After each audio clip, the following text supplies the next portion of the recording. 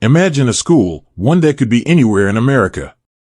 A seemingly ordinary institution where students rush through hallways, teachers prepare lesson plans, and the principal carries out administrative duties.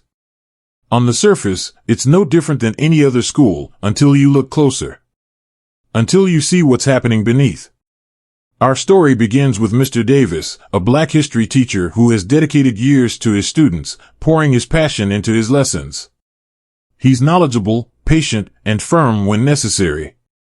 Yet, despite his qualifications and commitment, there's a quiet undercurrent of resistance against him. Some might call it subtle, but it's there, being overlooked for department chair, his ideas dismissed during staff meetings, and requests for resources consistently denied. His classroom, however, is a sanctuary. For 45 minutes, he is in control, igniting curiosity in young minds. But even within these walls, he feels the weight of the administration's scrutiny. His students, mostly white, notice nothing at first. They come in and out, absorbing lessons about history, about civil rights, about the struggles and triumphs of the past. But then, slowly, one student notices. Emma is not extraordinary. She's not the type of kid to cause trouble or stir up controversy. She's quiet, observant, and largely keeps to herself. But something about Mr. Davis's demeanor catches her attention. There's a weariness in his voice, a fatigue that lingers in his otherwise impassioned lectures. She starts to wonder why he's never given the recognition she's seen others receive, teachers who don't seem half as invested in their work. One day, she stays after class. It's not unusual, students often linger to ask questions. But this time, Emma lingers not to ask about the lesson, but to ask Mr. Davis how he's doing. His response is polite, measured, as if he's been trained to downplay his frustrations. But there's something in his eyes, a flicker of vulnerability. It's brief, but Emma catches it. After that day, she begins paying more attention. She notices how Mr. Davis is often interrupted in staff meetings when she passes by the open door. How other teachers talk over him. The casual dismissals of his suggestions. It's subtle, but pervasive. And then there are the smaller things, the delays in receiving supplies for his classroom, while others seem to have no trouble. Emma can't shake the feeling that something is wrong. She starts talking to her friends about it, but they shrug it off. They don't see it, or maybe they don't want to. Still, Emma can't let it go. She starts looking for ways to help Mr. Davis, without making it obvious. She knows he wouldn't appreciate direct confrontation. He's dealt with this for too long and has found ways to cope, even if it's not fair. Emma's quiet advocacy begins with small gestures. She starts participating more in his class, raising questions that lead to deeper discussions. She brings up his name in conversations with other students, subtly praising his teaching methods. She even starts a study group focused on his history lessons, ensuring that more students are exposed to his wisdom. But it's not enough. One day, Mr. Davis is up for evaluation, a process that will determine whether he receives tenure at the school. Emma overhears a conversation between two administrators, both of whom are skeptical about Mr. Davis's fit in the school.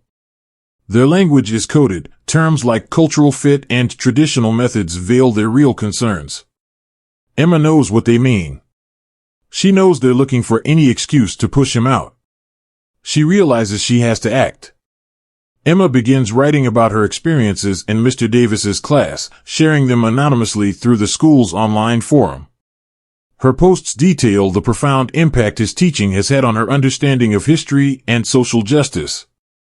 She uses her voice to counter the narrative being spread about him in private circles.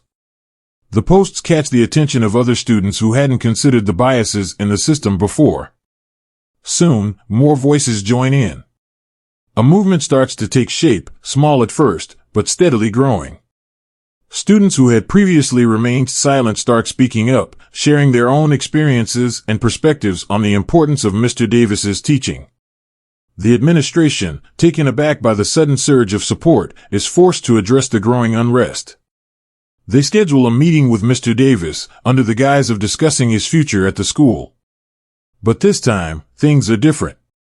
Outside the principal's office, a group of students, led by Emma, gathers in silent protest.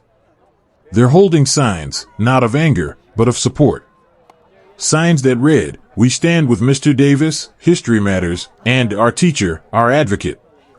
Inside the meeting, Mr. Davis is calm. He's used to these conversations, having faced them countless times in his career.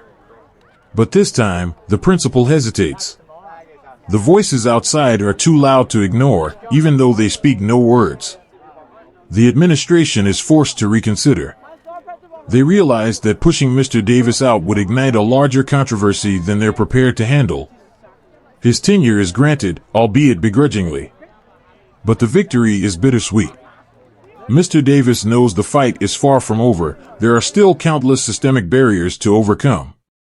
But for now, he can continue teaching, inspiring, and advocating for the students who depend on him. Emma watches from the sidelines, her role in the story largely invisible to the administration, but deeply felt by Mr. Davis. They never speak about it, but there's an unspoken understanding between them. A quiet acknowledgement of the power of advocacy, even when it comes in the smallest of forms. As the school year continues, Mr. Davis walks a little taller, knowing that he's not alone. His classroom remains a sanctuary, not just for him, but for every student who enters, carrying the lessons of the past and the hope for a better future. And Emma? She continues to observe, to learn, and to advocate, not just for Mr. Davis, but for anyone who needs a voice. Her actions may never be publicly recognized, but she knows that real change often happens in silence, behind the scenes, where the loudest voices are those that dare to speak up when no one else will. The story doesn't end with Mr. Davis's tenure. It doesn't end with Emma's silent advocacy. It continues, day by day, as more students, more teachers, and more voices come together to challenge the systems that seek to undermine those who stand for truth and justice.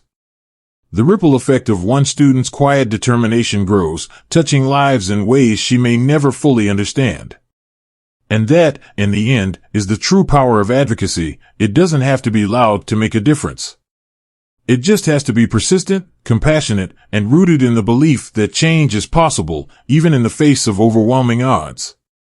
As Emma moves on to her next class, her next grade, and eventually her next chapter in life, she carries with her the lessons learned from Mr. Davis, lessons about history, yes, but also about resilience, dignity, and the courage to stand up for what's right, even when it's hard. The year goes by and it seems like they are on a journey of 1 step forward and 10 steps backward. Indeed, there is another protest by concerned students who believe there are still biases in the school system. As Emma watches the small protest grow, there is a sense of a little bit of satisfaction but a great deal of hope regarding what is ahead of them. And to the principal's office, there is Mr. Davis sitting across from the administrators. The atmosphere is tense, but Mr. Davis remains calm, aware of the stakes. The principal starts to voice concerns over his teaching style, subtly hinting at parent complaints. But then, something unexpected happens. A student bursts into the office. It's Jordan, another student who had always been indifferent. Emboldened by the protest outside, Jordan interrupts, saying, "You're making a mistake." His unexpected stand catches everyone off guard.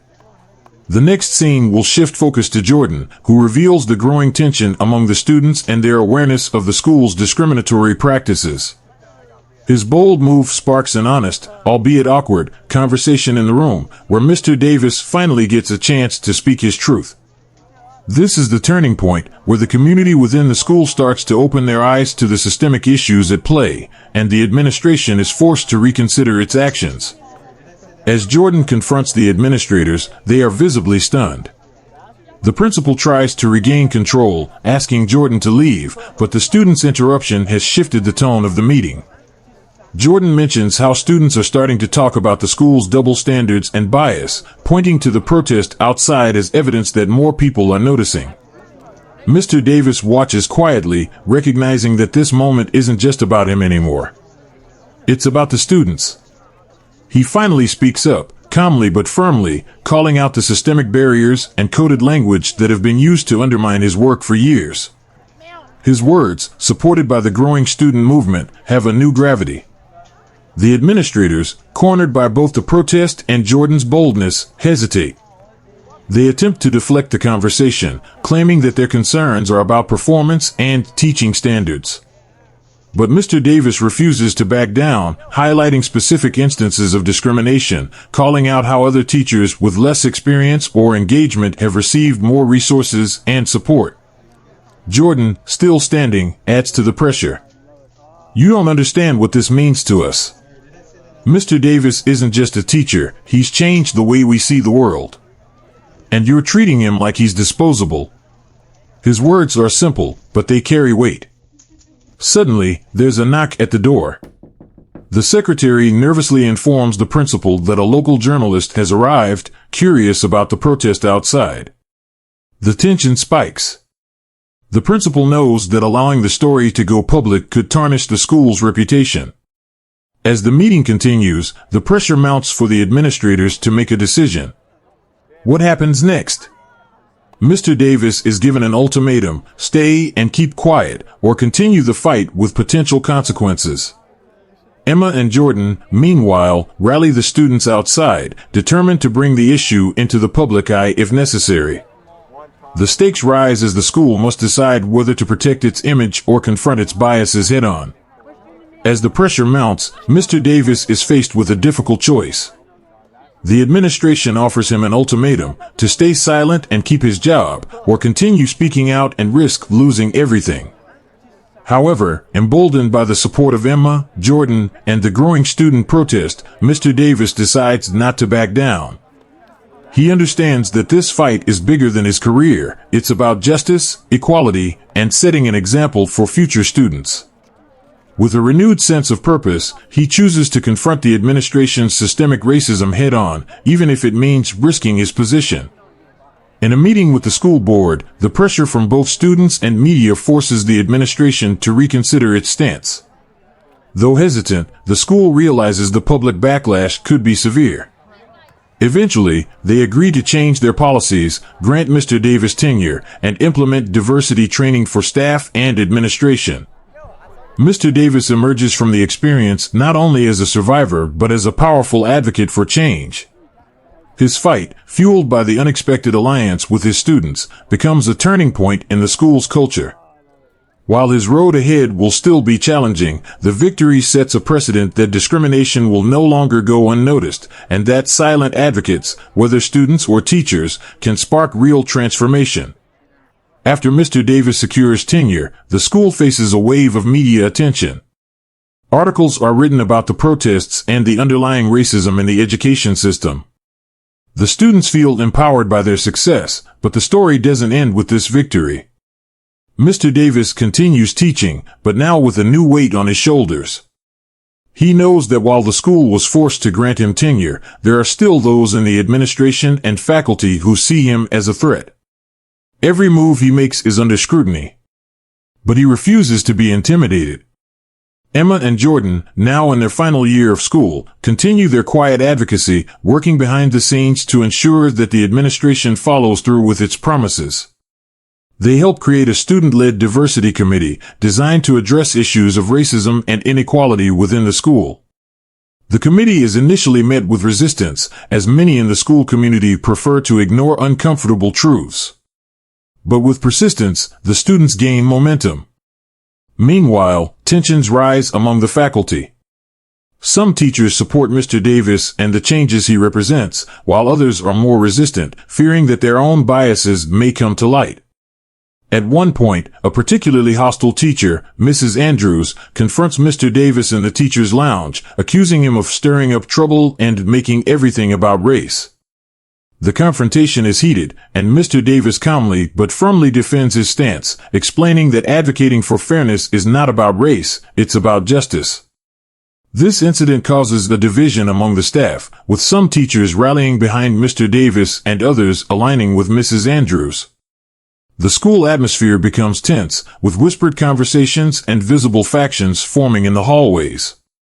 Mr. Davis, however, remains focused on his students, determined not to let the tension affect his work. Outside of school, Mr. Davis becomes a local figure, invited to speak at community events about his experience and the importance of standing up to systemic racism. His talks inspire not only students and parents, but also educators from other schools who are facing similar struggles. His advocacy grows beyond the school walls as he begins collaborating with civil rights organizations to address inequality in education more broadly. Back at school, Emma and Jordan are preparing for graduation. The diversity committee has grown in strength, with more students joining and actively participating. They've managed to organize workshops and discussions about race and privilege, slowly changing the culture of the school.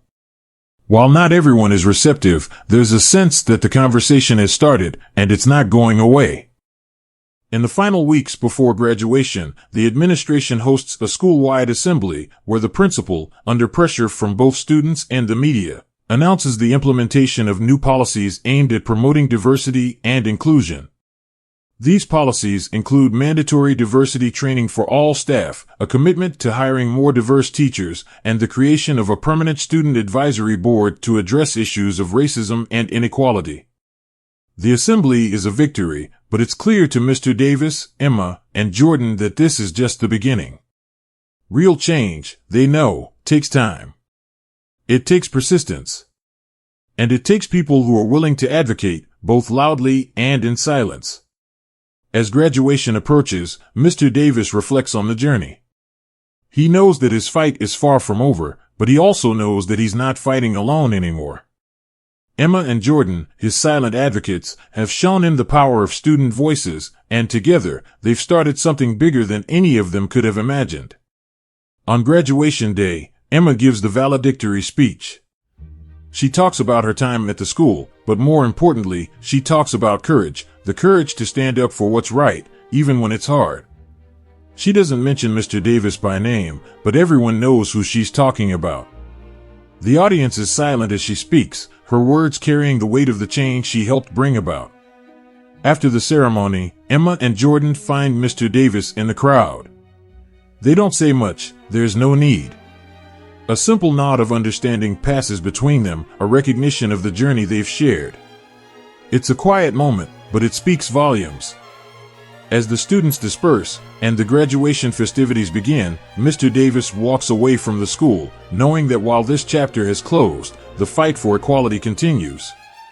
And with advocates like Emma and Jordan, he knows the future is in good hands.